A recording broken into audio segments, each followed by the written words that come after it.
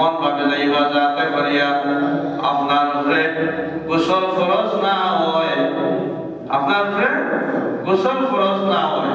রাতের বেলা হতে হবে, আবার রাত্রের বেলা আপনি যদি গোসল করিয়া সম্পূর্ণভাবে আপনি পুরোপুরি ভাবে পরিষ্কার হইতে পারেন, কোনো অসুবিধা নাই।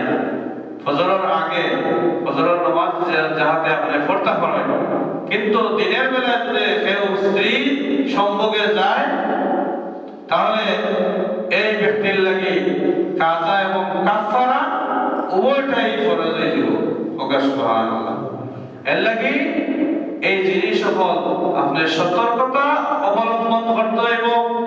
আপনার স্ত্রী আল্লাহ রাব্বুল আলামিনের পক্ষ থেকে নিয়ামত, এই নিয়ামত সময় মতো ব্যবহার করতে হইব।